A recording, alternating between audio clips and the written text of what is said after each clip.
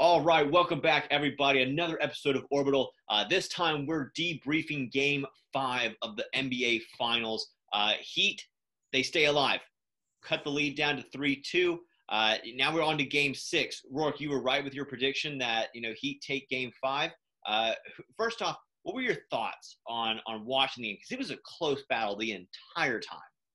It was by far the most entertaining game yet at the finals. It was very, very, very fun to watch. The Heat had the lead for most of the game pretty much. The Lakers had it a little bit in the first quarter, and then they regained it late in the fourth. So I was a little nervous for the Heat, and the Lakers come storming back. Obviously, LeBron had a crazy, crazy game. AD got a little hurt, aggravated his heel contusion, but he came back in the game, looked good. But yeah, the Heat really, really showed out. My boy Duncan Robinson, how about him? 7 for 13 from three. Once again, Duncan Robinson, the highest plus minus on the team. That's 3 games straight. I mean, I think that's like really, really important to point out that he yet again leads the team in plus minus when he's on the court. Just shows how valuable he is to their offense. Obviously, Jimmy Butler showing out. What did you see out there? Really, here's the thing. You know me, I love looking at my stats. I love looking for, big advantages in one way or the other. But you look at turnovers, fouls, free throws. Really, it's pretty even across the board. I would say 3-point shooting, which kind of complements your point of Duncan Robinson. And I loved his quote. He said, "I have a lot of experience shooting in empty gyms." Is what he said after game 5. Which I was like, that's just hilarious. Obviously, coming from D3. Now to the NBA. Everyone loves to just bring that up every single time he plays. So, but you look at the 3-point percentages. Lakers shoot 36%. Lakers Heat 42. So that's the biggest difference I saw. Free throws were he only shot one more free throw than the Lakers did, but they shot a bigger percentage. Turnovers were pretty even, both over 10, close to 15. So, and then foul calls were pretty close as well. So it's not like, one team is getting a lot more calls than the other or shooting more. I know Vogel had his quote about how Jimmy Butler's last 4 free throws shouldn't have been shot. That's up in the air. I didn't think AD went vertical, but I would say really just capitalizing your opportunities. I think the one guy that maybe you're not going to hear a whole bunch about that could have performed better, everyone's going to dog Danny Green and Markieff Morris for their mishaps or blunders late in the game, but really Rajon Rondo, a guy that is pretty impactful on this team, going 1 for 7 from the field, and having a pretty big, he's supposed to have a big impact, but didn't really show out necessarily, at least from a scoring perspective or an efficiency standpoint. What did you see? Yeah, I agree with you.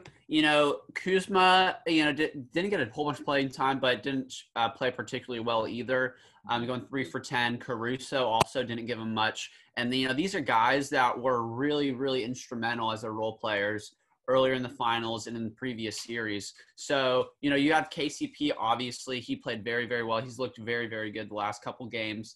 And but they're not getting that support that they had from your right, like Rondo. Rondo played well the game before. He hasn't been shooting particularly well in the finals. I believe he's 30% from the field, like 28% or something from three. And so he is not really shooting the ball well, but he's been impacting the court on different ways with offensive rebounds, assists, obviously, getting steals here and there. But, Kendrick Nunn, a guy who they brought in, he brought in off the bench, really kind of showed out. Obviously he's a rookie. He was second in first place voting for Rookie of the Year, obviously behind Ja. And so, Kendrick Nunn really gave him that kind of supporting cast, that extra edge that they really needed.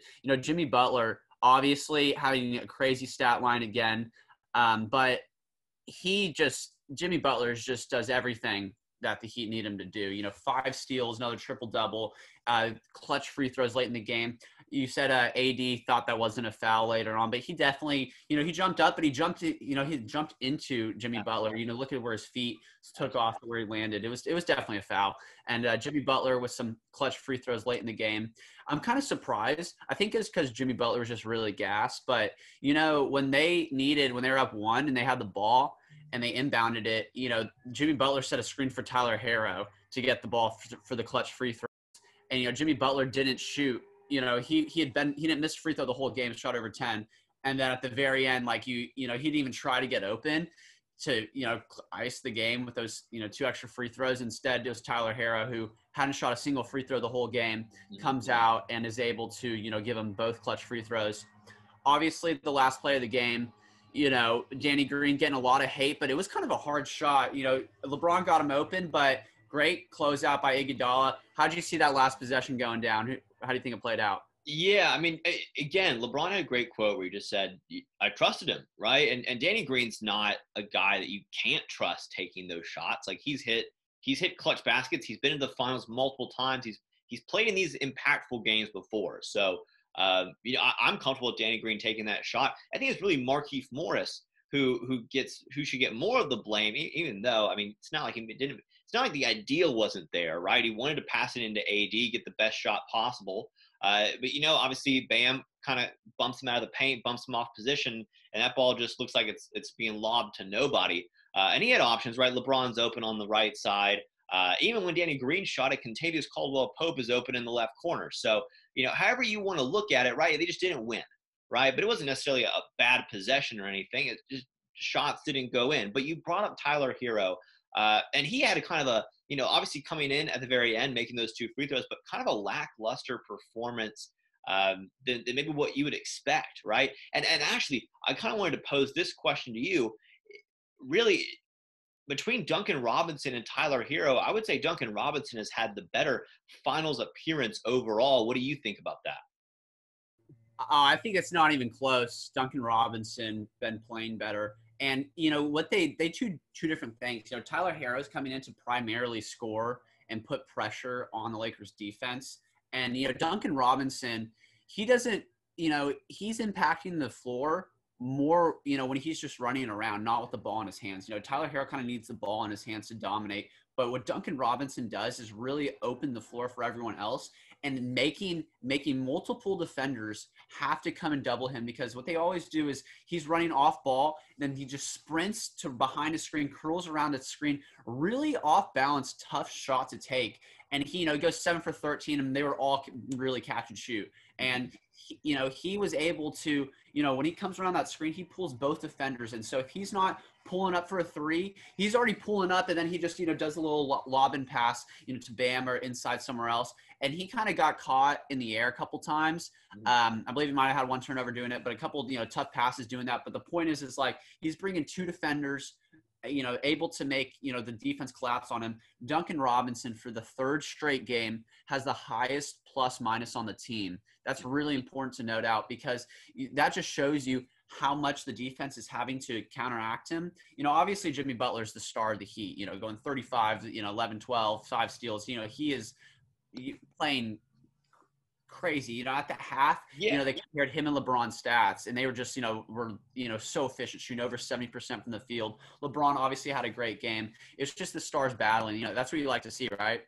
Absolutely. And you bring that up. You bring up Jimmy Butler's stats. He's actually the first person to have a triple-double and 5 or more steals in an NBA Finals game since Gary Payton, or actually in the playoffs since Gary Payton back in 2000, right? So it feels weird saying that year, just 2000.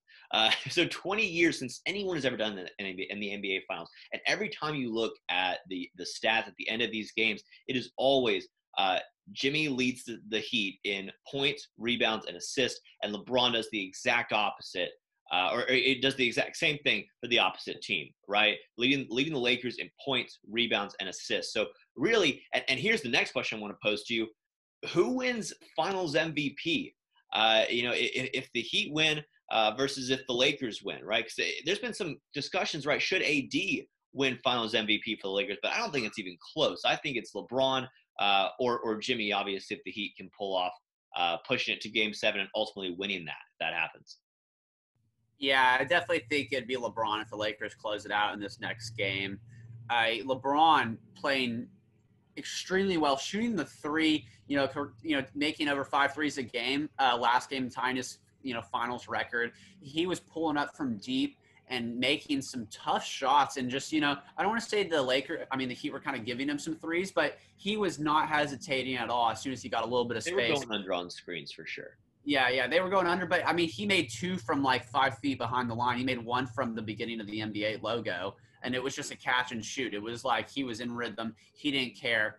But yeah, but now I definitely think you'll see, the Heat have to pick their poison. If you're going to want to step up on LeBron a couple feet out from the three, he's just going to attack every time. So you kind of have to, give him a little bit of space to make him settle a little bit. But if he's hitting those shots, then, Van Gundy said, when LeBron's hitting threes like this, odds are you're going to lose.